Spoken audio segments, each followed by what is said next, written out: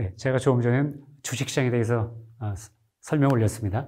두 번째 사례로 이번에는 1992년에 저의 새로운 이자이론을 적용해서 당시의 만성적인 살인적 고금리를 낮춘 데 성공한 사례를 말씀드리도록 하겠습니다. 1992년까지, 91년, 92년에는요, 정말 살인적인 고금리가 있었습니다. 우리 금융시장에서요. 어느 정도로 높았냐면요, 3년 만기 회사채 유통수익을 기준으로, 말하자면 3년 시장 이자율이죠. 3년 만기 시장 이자율이 19.80%까지 올라갔습니다.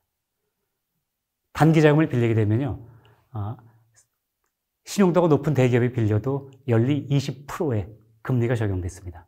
연리 20%가 얼마나 높은 금리인지 여러분 아시죠? 100원을 빌리잖아요. 100원을 빌리게 되면 한 해에 25원을 이자로 내야 됩니다. 정말로 살인적인 고금리였습니다. 당시 대통령이시던 노태우 대통령께서 당시 재무부 장관이시던 이용만 장관 앞으로 특별 지시를 내렸습니다.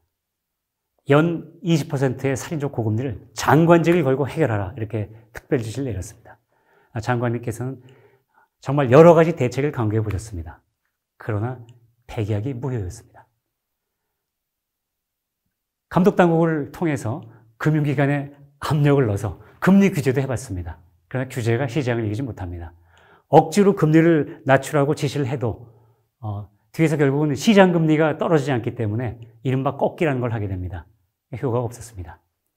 여러 가지 대책을 강구하시다가 그렇다면은 기존에 입각해서 통화량을 늘리면 되지 않겠느냐라고 통화량을 늘려보기도 하셨습니다. 그러나 통화량을 늘리다 보면은 뭐가 우려되죠? 여러분, 통화량 많이 늘리면 물가가 올라가잖아요. 인플레이션이 우려됐습니다. 거기서 그치는 게 아니고 금리가 더 올라가는 상황이 연출이 됐습니다.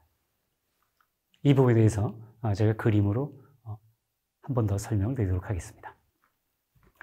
아까 소개해드렸던 그림이죠. 자, 케인즈 이론에 따르면, 기존 경제 이론에 따르면 이자율은 화폐 공급과 통화량과 화폐 수요가 일치하는 이 지점에서 결정이 됩니다. 이 지점에서.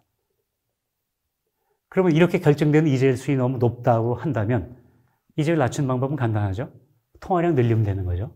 예를 들어서 한국은행이 기준금리를 낮추면서 혹은 여러 가지 방법을 통해서 통화량을 이렇게 늘리게 되면 시장 이자율이 이렇게 결정되지 않겠느냐. 이렇게 생각하기 쉽습니다. 그러나 두 가지 문제가 있습니다. 첫 번째 문제는 우선 통화량과 화폐 수요에 의해 시장 이자율이 결정된다는 케인즈의 이 이론은 허구입니다. 제가 설명드렸죠. 이렇게 결정되지 않습니다. 더구나 통화량을 늘리게 되면은 조금 전에 말씀드린 것처럼 인플레이션이 우려되고, 그리고 기존 경제학에선 설명이 제대로 안 되겠지만 금리가 더 오히려 올라간 상황이 발생합니다. 이자율은 저의 메커니즘에서 결정되기 때문입니다. 이렇게 해서 백약이 무효이던 상황이었기 때문에 이용만 장관님께서는 특단의 대책을 강구하셨습니다. 특단의 대책을 제가 말씀드렸는데요. 별건 아니고요. 당시 재무부에서 금리를 담당하는 부서는요, 이재국이었습니다. 재무부 직제상. 그런데 재무부 직제에도 불구하고 증권국에서 한번 대책을 마련해봐라, 이렇게 지시를 내리셨습니다. 그래서 우여곡절 끝에 이 금리 안정화 대책을 강구하는 금리 정책 업무가 저한테 떨어졌습니다. 자, 저는 새로운 이론에 입각해서 금리 안정화 대책을 기한했습니다. 이때 제가 조건을 걸었습니다.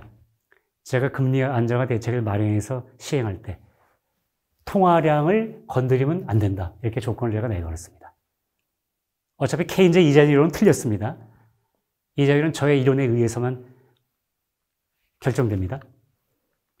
제가 제시한 대책의 내용은 통화량은 건드리지 않는 조건으로 이제 국채, 회사채, 그 다음에 산업금융채와 같은 각종 금융채, 금융계들이 발행한 채권이죠.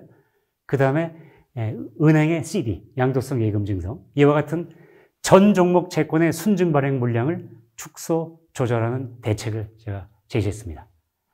그런데 가만히 보게 되면요, 이 회사채, 기업들이 직접 자금을 조달하는 거죠. 회사채 발행해서. 그다음에 산업금융채와 같은 각종 금융채는요, 예를 들어 산금채는 산업은행이 채권을 발행해서 조달한 자금으로 기업들한테 대출해 줍니다. 또 은행이 CD를 발행해서 조달한 자금으로 또 대출을 해줍니다.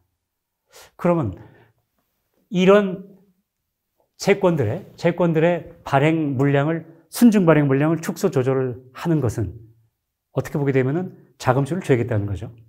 자, 금리가 높다는 건 기업들이 자금 조달에 에러를 겪고 있다는 이런 것이거든요. 근데 기업들이 자금 조달에 에러를 겪는 상황에서 자금줄을 줘야겠다는 듯한 역설적인 대책이 마련된 겁니다. 제가 이 대책을 사무관 직급임에도 직접 기자회견장에서 발표했습니다. 그때가 1992년 1월이었습니다. 제가 당시에 기자회견장에 가서요, 이제 마이크를 잡고, 지금부터 금리 안정화 대책을 발표하겠습니다. 그랬더니, 제 앞에 앉아 계시던 기자분들 중에 한두 분께서 갑자기 자리를 박차고 일어났습니다. 뭐야, 이거? 보도자료를 보니까 금리 안정화 대책이고, 내용들을 보니까 매우 중요한 대책인데, 이렇게 중요한 대책을 장차관도 아니고, 국장도 아니고, 일개 사무관이 브리핑을 해? 우리가 일개 사무관한테 브리핑을 들어야 돼? 이거, 우리 무시하는 겁니다. 저 장관한테 항의하고 이 기자회견 우리 보이콧합시다 하고 그분이 일어났습니다. 그랬더니 옆에 계시는 다른 기자분들께서 그분을 만류했습니다. 조금만 앉아보지. 저 친구가 배선영 사무관인데 한번 얘기는 들어보고 그때 가서 장관한테 항의하든 합시다. 이렇게 제지를 했습니다. 그래서 그분이 다시 앉으셨죠. 이렇게 해서 기자회견이 진행이 됐습니다. 제가 기자회견을 진행한 동안 이제 시간이 많이 소요됐고요. 질문과 대답이 많았습니다. 질의응답이 많은데요.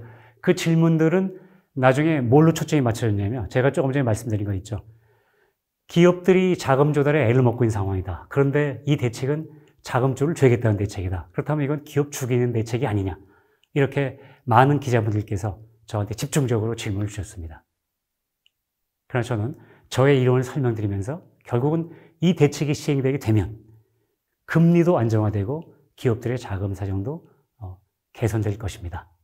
이렇게 제가 이론적으로 설명을 드렸습니다.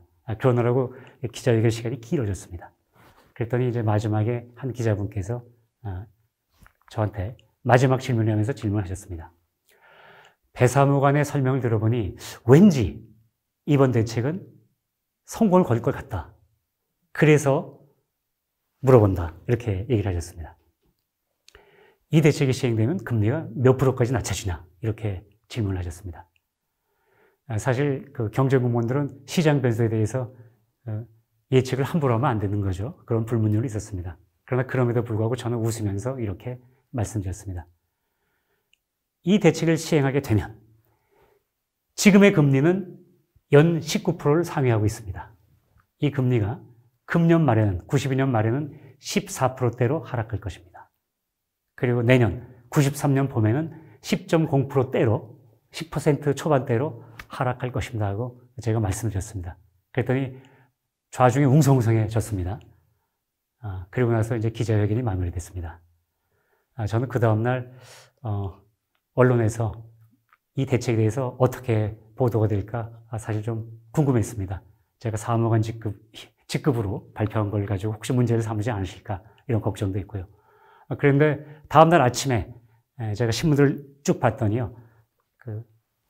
대부분의 언론에서 획기적인 대책이라고 호평을 해줬습니다. 이를테면 매일경제신문 같은 데서는요. 일면 톱으로 재무부 획기적인 금리 안정화 대책 발표. 이번 대책은 종전의 대책과는 달리 성공을 거둘 듯 이런 논조로 호평해 주셨습니다. 정책 시행 당시의 호평보다는 결과가 중요하겠죠. 결과는 어떻게 됐을까요? 대책을 시행한 결과 92년 12월 말에는 회사채 유통 수익률이 정확하게 14.00%로 끝났습니다.